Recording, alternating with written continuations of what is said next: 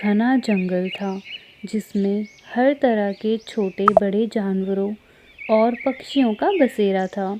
उसी जंगल के एक पेड़ पर घोंसला बनाकर एक नन्ही चिड़िया टूना भी रहा करती थी। एक दिन उस जंगल में भीषण आग लग गई। सारे पक्षी और जानवरों में हाहाकार मच गया। सब अपनी जान बचाकर भागने लगे। नन्ही टूना जिस पेड़ पर रहा करती थी वह भी भीषण आग की चपेट में आ गया और उसे भी अपना घोंसला छोड़ना पड़ा।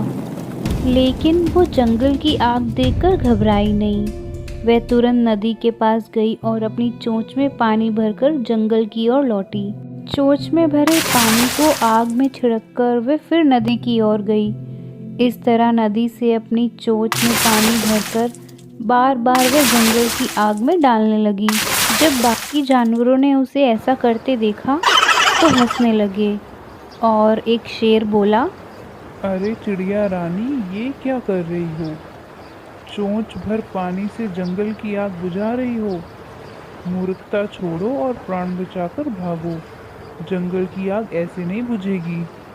तुम लोगों को भागना है तो भागो, मैं नहीं भागूंगी। ये जंगल मेरा घर है और मैं अपने घर की रक्षा के लिए अपना पूरा प्रयास करूंगी, फिर कोई मेरा साथ दे या ना दे। टूना की बात सुनकर सभी जानवरों के सिर शर्म से झुक गए। उन्हें अपनी गलती का एहसास हुआ। सबने टूना से माफ़ी मांगी और फिर उसके साथ जंगल में लगी आग बुझाने के प्रयास में जुट गए। उनकी मेहनत रंग लाई और जंगल में लगी हुई आग बुझ गई। परेशानी चाहे कितनी भी बड़ी क्यों ना हो, बिना कोशिश के कभी भी हार नहीं मानना चाहिए। एक समय की बात है। एक जंगल में टूना अपनी बूढ़ी बीमार माँ के साथ रहती थी। टूना अपना घर चलाने के लिए अपने हाथों से टोकरियाँ बनाया करती थी और उसे बाजार ले जाकर बेचा करती थी। माँ, मैं टोकरियाँ बेचने बाजार जा रही हूँ, आप दवाई खाकर सो जाना। ठीक है बेटा, तुम जाओ, ध्यान से वापस आना, ज़्यादा देर मत लगाना। मैं अकेली बूढ़ी तुम्हें कहाँ ढूंढती फिरूंगी। हाँ माँ, तुम मेरी चिंता मत करो। टूना घर से टोकरियाँ बेचने बाजार की तरफ निकल पड़ती है। टोकरियाँ ले लो, सुंदर सुंदर टोकरियाँ ले लो, रंग बिरंगी टोकरियाँ ले लो। टूना की आवाज़ सुनकर चिंकी कबूतरी और हरिया तोता वहाँ आते हैं। अरे टूना बहन, तुम्हारी टोकरियाँ तो बहुत ही ज़्यादा सुंदर हैं। कितने की हैं ये टोकरियाँ? पूरे 100 रुपये की हैं। बहुत ही मजबूत टोकरियाँ हैं ये। हरिया तोता और चिंकी कबूतरी टूना से टोकरियाँ खरीद लेते हैं और वहाँ से चले जाते हैं। अभी तो बस 2 ही टोकरियाँ बिकी हैं, इससे कहाँ गुजारा होगा। माँ की दवाइयाँ भी नहीं आ पाएंगी। इस जंगल में तो कोई टोकरियाँ खरीदता ही नहीं है। ऐसा करती हूँ, मैं पास वाले जंगल में जाकर टोकरियाँ बेच आती हूँ। फिर टूना पास वाले जंगल के बाजार में जाती है और आवाज़ लगाती है, टोकरियाँ ले लो, सुंदर सुंदर टोकरियाँ ले लो, रंग बिरंगी टोकरियाँ ले लो। टूना की आवाज़ सुनकर एक बाज आता है जो कि टूना को परेशान करने लगता है। ओए होए, ए चिड़िया, कहाँ जा रही है तू? लगता है इस जंगल में नई नई आई है। जरा मुझे भी अपनी टोकरियाँ दिखा दे। कोई बचाओ मुझे इस बदतमीज बाज से। अरे कोई नहीं आएगा तुझे बचाने यहाँ। आज तो तू मेरा शिकार बनेगी। टूना की रोने की आवाज़ सुनकर राजू कौवा वहाँ अपने दोस्तों के साथ आता है और बाज को मार के भगा देता है। आपका बहुत बहुत शुक्रिया, आपने मेरी जान बचाई। मैं तो यहाँ टोकरियाँ बेचने आई थी, लेकिन यहाँ तो मेरी जान पर ही बात आ गई थी। अरे चिड़िया, तुम घबराओ मत। लाओ, ये सारी टोकरियाँ मैं खरीद लेता हूँ। राजू कौवा टूना से सारी टोकरियाँ खरीद लेता है। टूना खुशी खुशी अपने घर चली जाती है। ऐसे ही काफ़ी दिन बीत जाते हैं। राजू कौवा रोज़ टूना के जंगल जाता था और उससे टूना से प्यार हो जाता है। एक दिन राजू टूना से कहता है, टूना, मैं तुम्हें बहुत पसंद करता हूँ और तुमसे शादी भी करना चाहता हूँ। राजू, मैं भी तुम्हें बहुत पसंद करती हूँ, लेकिन मैं अपनी बूढ़ी माँ को अकेला नहीं छोड़ सकती। उनका मेरे सिवा कोई नहीं है। बस इतनी सी बात। मैं तुम्हारी माँ का भी ध्यान रखूँगा। वो शादी के बाद हमारे साथ ही रहेंगी।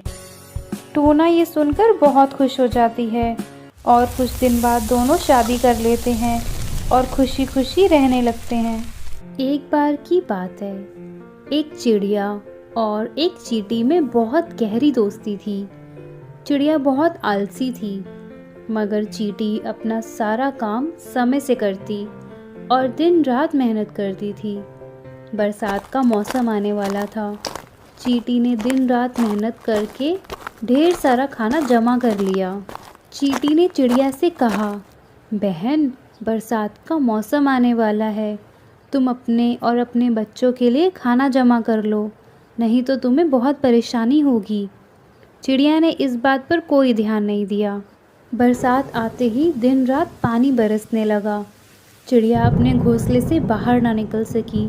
उसके बच्चे भूख से रोने लगे। ये देखकर चींटी को दया आ गई। उसने चिड़िया को कहा, मेरे बिल में से कुछ खाना तुम ले जा सकती हो। फिर चींटी ने चिड़िया को समझाया, बहन, अगर तुमने मेरी बात मान ली होती तो आज तुम्हें और तुम्हारे बच्चों को भूखा नहीं रहना पड़ता। चिड़िया ने समय का महत्व समझते हुए चींटी से कहा, बहन, मैं आज से आलस नहीं करूँगी और समय का सही उपयोग करूँगी। एक नदी में रानी नाम की छोटी सी मछली अपनी माँ टूना और पापा के साथ रहती थी। रानी के पापा उससे बहुत प्यार करते थे और हर साल रानी का बर्थडे नदी के बाकी बच्चों के साथ बहुत ही धूमधाम से मनाते थे।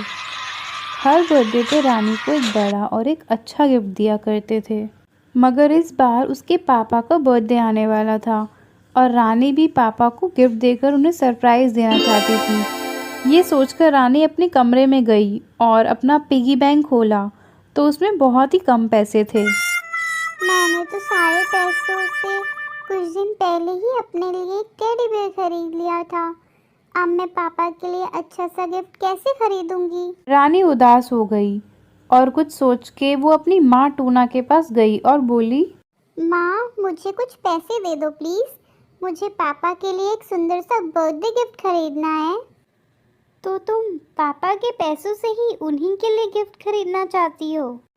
हाँ, तो और मैं क्या कर सकती हूँ? मैं तो बहुत छोटी हूँ। पापा के लिए गिफ्ट कहाँ से लाऊंगी? मेरे पास तो पैसे भी नहीं हैं। अपने पापा को गिफ्ट देने के लिए तुम्हें पैसों की कोई ज़रूरत नहीं है। तुम उन्हें प्यार से जो भी दोगी उन्हें अच्छा ही लगेगा। ये कहकर टूना वहाँ से चली गई और रानी कुछ देर वहीं खड़ी सोचती रही।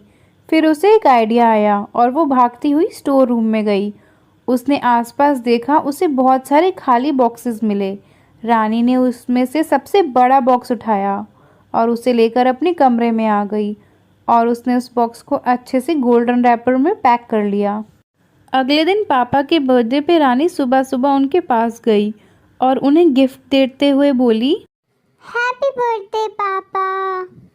इतना बड़ा गिफ्ट देखकर पापा बहुत खुश हुए और सोचने लगे कि इतने बड़े बॉक्स में रानी ने उनके लिए क्या लिया होगा। बेटा, तुम मेरे बर्थडे पर मेरे लिए इतना बड़ा गिफ्ट लाई? इतने बड़े बॉक्स में क्या हो सकता है?